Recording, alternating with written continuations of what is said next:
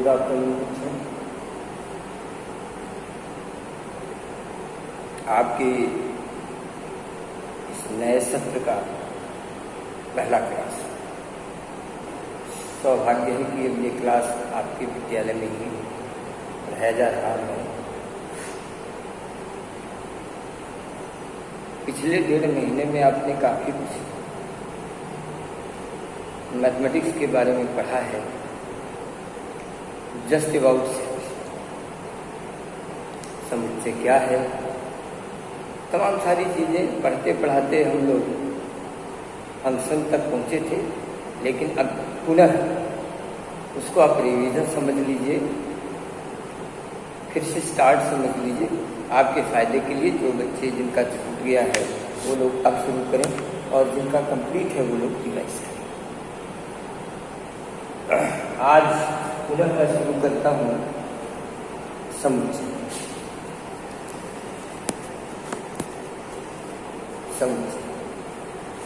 समुच्चय की डिफिनेशन क्या है?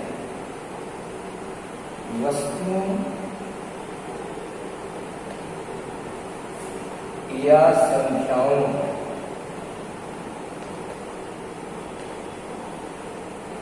के सुपरिभाषित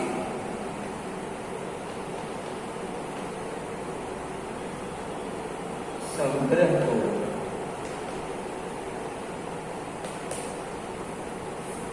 समुच्चय कहते हैं। ये है डिफिनेशन। आप इंग्लिश में भी जानना चाहें, collection of well defined things or number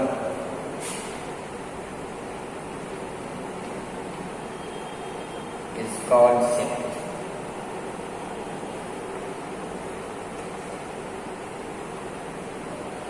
इसमें एक शब्द देखिए बच्चों, मैंने लिखा है सुपरिभाषित या डिफाइंड। ये शब्द का मतलब क्या है? ये सारी चीजें जिनके बारे में आप सुविधापूर्वक संपूर्ण जानकारी प्राप्त कर सकें, सारे डेटा आप कलेक्ट कर सकें, उसे हम सुपरिभाषित कहते हैं।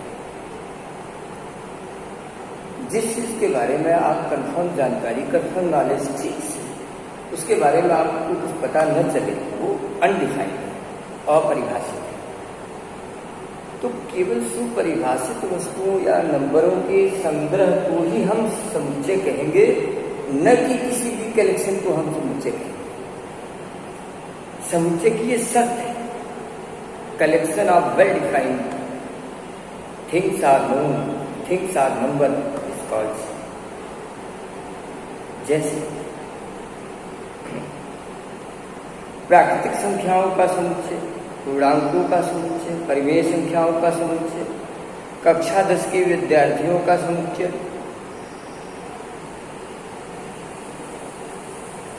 आम के बाग में आम के पेड़ों का समुच्चय, ऐसे तमाम। इसकी अभिधारणा क्या है, इसकी जरूरत क्या है? बच्चों, जब हम किसी पर्टिकुलर चीज को स्टडी करते हैं, एक निश्चित चीज को के बारे में जानकारी प्राप्त करते हैं, तो वहाँ हमें बहुत असुविधा नहीं होती, क्योंकि केवल एक वस्तु के गुणधर्मों के बारे में हमको स्टडी करना है। लेकिन जब हम किसी ग्रुप को स्टडी करते हैं, तो उस ग्रुप में जितने भी एलिमेंट होते हैं, वो ग्रुप जितने भी चीज़ों से मिलकर बना होता है, सब एक कॉमन प्रॉपर्टी होती है, एक वैनिष्ट गुणधर्म होता है, और उन सारी चीज़ों को हमें पढ़ना होता है, जानना होता है। इस तरह के अध्ययन के लिए हमें संग्रहों की जरूरत पड़ी, कलेक्शन की जरूरत पड़ी, और उसी संग्रह को तब समुच्चय का नाम दे दिया गया जब उस संग्रह का निर्माण सुपरिभाषित वस्तुओं या नंबरों से किया। एक लाइन में हिंदी में बोलता हूँ, जैसे आपका बाग में पेड़ों का समुच्चय, इट इज नॉट डिफाइंड। पेड़ कैसे पेड़, आम के पेड़, शीशम के पेड़, किस चीज के पेड़, पेड़ों का समुच्चय, ये डिफाइंड नहीं है। लेकिन कहा गया बाग में आम के पेड़ों का समुच्चय, केला के पेड़ों का समुच्चय, तो ये हमने एक डिफाइन कर लिया। आम चाहे जैसा भी होगा, उसके पेड़ चाहे जैसे होंगे, लेकिन उसकी कॉमन प्रॉपर्टी है। केले की चाहे जो भी कैटेगरी हो, उसकी एक कॉमन प्रॉपर्टी है। This type of collection is known as. मुझे लगता है कि आपको समुच्चय के बारे में जानकारी मिल गई। अब बात आती है समुच्चय का नोटेशन। समुच्चय के अवयव, एलिमेंट ऑफ सेट। समुच्चय के अवयव,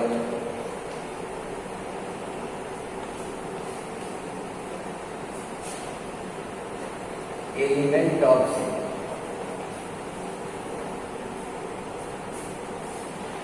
समुच्चय जिन संख्याओं या जिन वस्तुओं से मिलकर बनता है, उन संख्याओं या उन वस्तुओं को उस समुच्चय का अवयव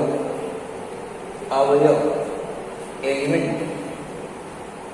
जैसे मैं एग्जांपल लिखूं, एक समुच्चय हमने लिखा 1 2 3 4, तो इस समुच्चय के ये चारों अवयव एलिमेंट हमने लिखा। दूसरा, राम, श्याम, सीता, गीता, ये चारों के चारों इस समुच्चय के अवयव। यानी जिन भी चीजों से मिलकर किसी समुच्चय का निर्माण होता है, वे उस समुच्चय के अवयव हैं। ओके, आइए रिप्रेजेंटेशन ऑफ समुच्चयों का निरूपण। समुच्चय के निरूपण में पहली बात तो आप जानिए, किसी भी समुच्चय को हम अंग्रेजी वर्णमाला के कैपिटल लेटर से इंडिकेट करते हैं। Capital A, capital B. जैसे कोई सेट आप लिख रहे हो, ए इज इक्वल टू 1 2 3 4, इसे मध्यम पुस्तक में प्रत्येक अवयव को कामा करके लिखते हैं, एक विधि है। इस तरह समुच्चय निरूपण की कुल 2 विधियां हैं। रिप्रेजेंटेशन ऑफ सेट, समुच्चय निरूपण की विधियां।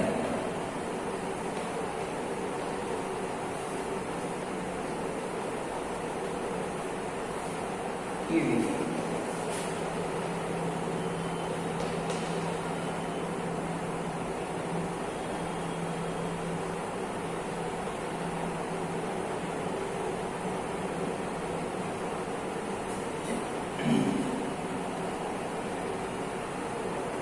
समुच्चय निर्माण की 2 विधियां हैं। नंबर 1, सारणी विधि।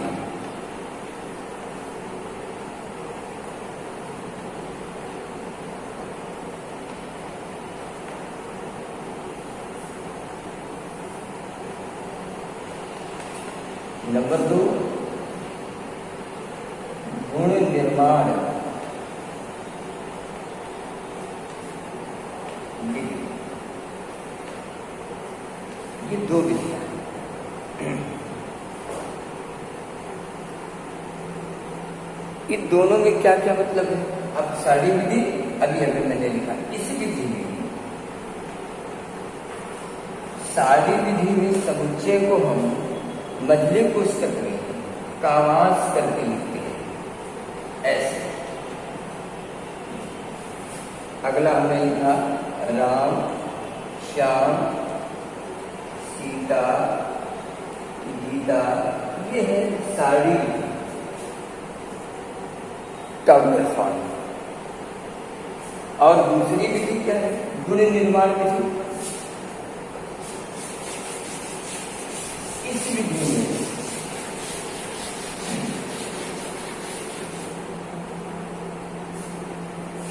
में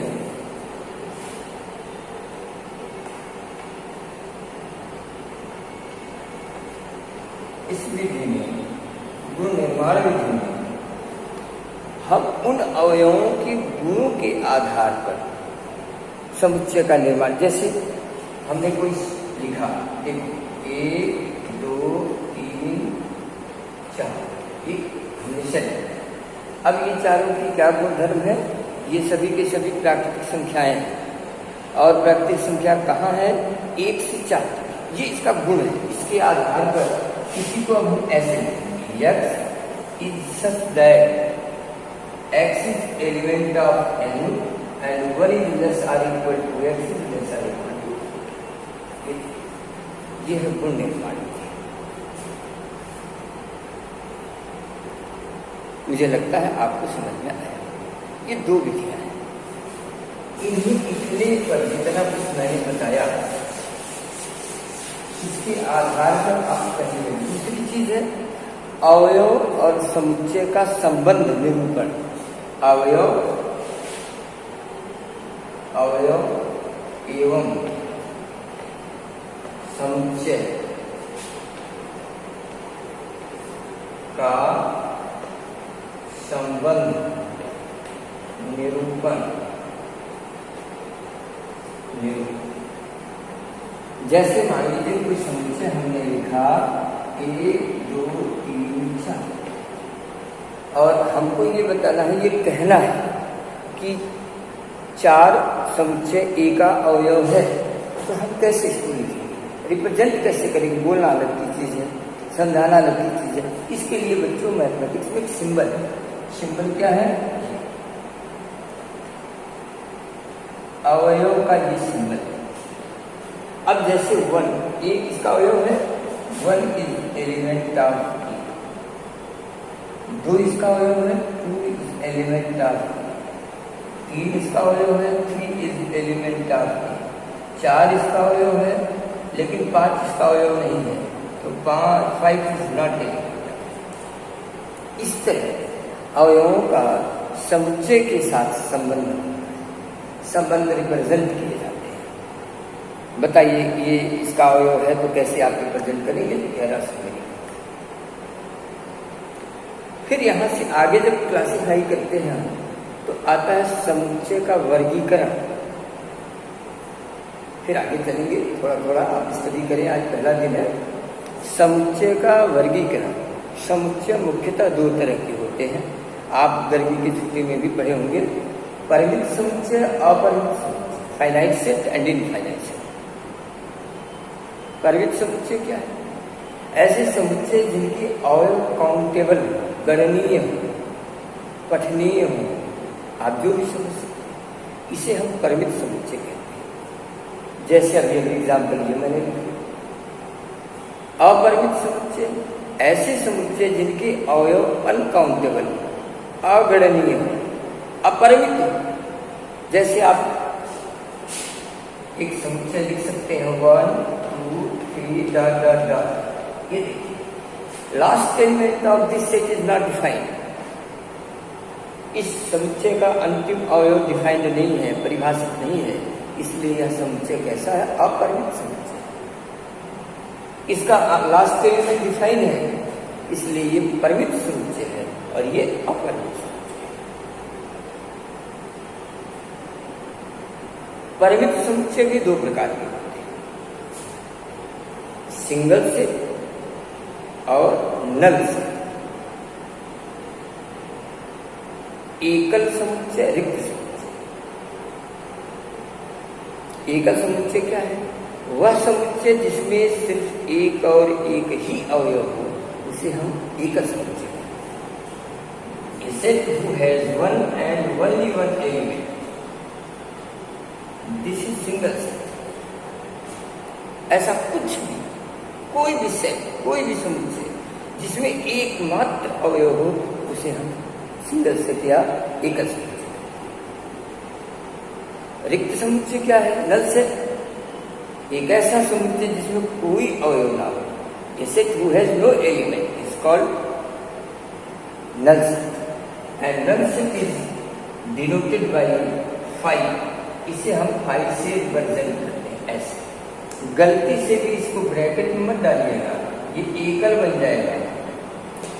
सिंगल केवल एस, ये नल से, ये रिक्त से, रिक्त से।